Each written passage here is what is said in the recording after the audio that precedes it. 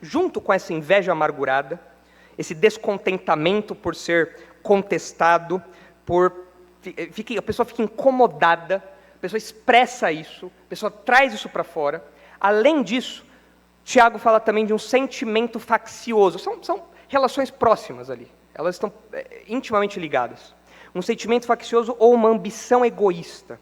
E essa, por sua vez, tem a ver com a disposição de se envolver em discórdias que geralmente são motivadas por partidarismo. É a pessoa que gosta de causar divisão dentro da igreja, causar divisão em grupos. É a pessoa que gosta de causar problema e criar panelinhas, divisões dentro da igreja. Isso é ter um sentimento faccioso ou uma ambição egoísta. Geralmente ela faz isso para os seus próprios, satisfazer os seus próprios desejos, para os seus próprios interesses. Ela divide para que ela, de algum modo, seja beneficiada com isso num grupo, tendo apoio de um grupo, enquanto outro grupo é rechaçado, é rejeitado. Tiago fala que essa sabedoria maligna, tem essa característica no coração dos indivíduos. A pessoa que tem essa sabedoria, ela tem dentro de si essas duas marcas, essa inveja amarga e essa ambição egoísta ou esse sentimento faccioso. E esses sentimentos, meus irmãos, essas disposições, parece que realmente estavam presentes na vida daqueles irmãos. Porque se vocês olharem o capítulo 4, os irmãos verão que Tiago, logo na sequência do que a gente está tratando aqui, ele vai dizer o seguinte: de onde procedem guerras e contendas que há entre vós? De onde, senão dos prazeres que militam na vossa carne?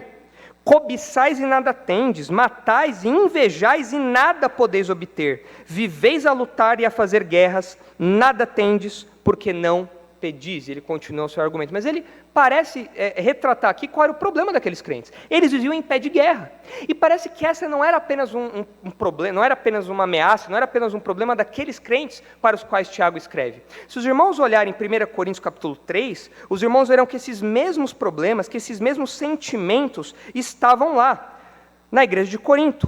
1 Coríntios capítulo 3, vejam o que diz aí, a partir do versículo 1. Eu, porém, irmãos, não vos pude falar como a espirituais, e sim como a carnais, como a crianças em Cristo. Leite vos dei a beber, não vos dei alimento sólido, porque ainda não podíeis suportá-lo, nem ainda agora podeis, porque ainda sois carnais. Porquanto, havendo entre vós ciúmes e contendas, não é assim que sois carnais e andais segundo o homem? Quando, pois, alguém diz, eu sou de Paulo, e outro, eu de Apolo, não é evidente que andais segundo os homens? Quem é Apolo e quem é Paulo, servos por meio de quem crestes, e isto conforme o Senhor concedeu a cada um. Eu plantei, Apolo regou, mas o crescimento veio de Deus, de modo que nem o que planta é alguma coisa, nem o que rega, mas Deus que dá o crescimento. Ora, o que planta e rega são um, o que receberá, e cada um receberá o seu galardão segundo o seu próprio trabalho. Porque de Deus somos cooperadores, lavoura de Deus, edifício de Deus sois vós. Qual era o problema da igreja ali? Os crentes estavam criando grupinhos. Eu sou de Paulo, eu sou de Apolo, eu sou de Pedro, eu sou de Jesus. A cada um de acordo com o seu favoritismo. É como se você falasse, eu sou do pastor Marcos, eu sou do pastor Thomas, eu sou do pastor Isaac, eu sou do pastor Nicolas, eu sou do pastor Robson. Cada um se apegando a alguma característica, alguma qualidade ali, e com isso mostrando que a verdadeira espiritualidade, ou a melhor espiritualidade, estava com aquele indivíduo ali. E a pessoa vai com unhas e dentes para defender isso. Não, é legal você gostar do pastor, mas você já viu o pastor Robson? Não, o pastor Robson ali, sem aquela barba dele, impressionante. Pastor Thomas nem cabelo tem, e vai com unhas e dentes e começa a causar divisão na igreja, não apenas por uma preferência, ou às vezes uma afinidade maior, não, é aquilo como um padrão. Olha, a verdadeira ou a melhor espiritualidade está nesse indivíduo, nessa pessoa aqui, causando divisão e as pessoas matando e morrendo por causa disso dentro da igreja de Corinto, nutrindo essa mesma disposição que Tiago está nos alertando. E curiosamente a igreja de Corinto era uma igreja que se achava muito sábia, na verdade mostrando que de sabedoria eles não tinham nada. Mas não só a igreja de Corinto, se os irmãos virarem as páginas para a igreja da Galácia, os irmãos verão que os irmãos gálatas também experimentaram luta com esses sentimentos e disposições. Em Gálatas capítulo 5, versículos 13 a 15, que vós, irmãos, fosseis chamados à liberdade, porém não useis a liberdade para dar ocasião à carne, sede antes servos uns dos outros pelo amor. Porque toda a lei se cumpre em um só preceito, a saber, amarás o teu próximo como a ti mesmo.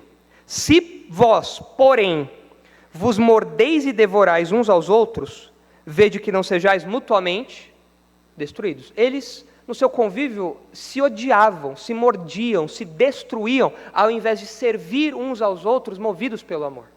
Mas por causa desses interesses egoístas deles, eles acabavam vivendo em discórdia, em desarmonia. Se os irmãos virarem as páginas para Filipenses, capítulo 2, os irmãos verão que a igreja de Filipos também foi atormentada por isso, por essas mesmas disposições, uma inveja amargurada e uma ambição egoísta, um sentimento faccioso. Se os irmãos olharem Filipenses 2, o comecinho desse capítulo tão famoso, o apóstolo Paulo diz assim: se há, pois, alguma exortação em Cristo, alguma consolação de amor, alguma comunhão do Espírito, se há entranhados afetos e misericórdias, completai a minha alegria, de modo que penseis a mesma coisa, tenhais o mesmo amor, sejais unidos de alma, tendo o mesmo sentimento. Versículo 3 agora: nada façais por partidarismo ou vanglória, mas por humildade, considerando cada um os outros superiores a si mesmo.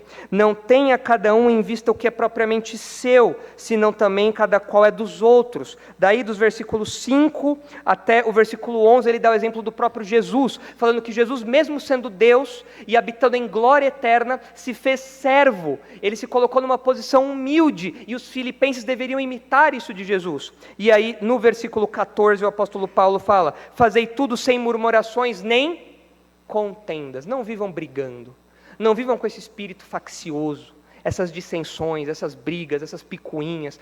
Tudo isso não é expressão da verdadeira vida cristã, tudo isso não é expressão da verdadeira sabedoria, como Tiago está nos ensinando aqui. E aí a questão que fica para nós é: isso foi uma ameaça para os leitores de Tiago, essas disposições estavam presentes na igreja da Galácia, na igreja de Corinto, na igreja de Filipos. Será que existe potencial disso chegar até a igreja Batista Redenção? Existe perigo disso?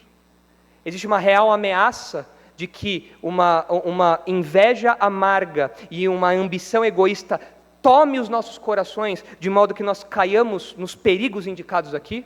Sim, o perigo é real.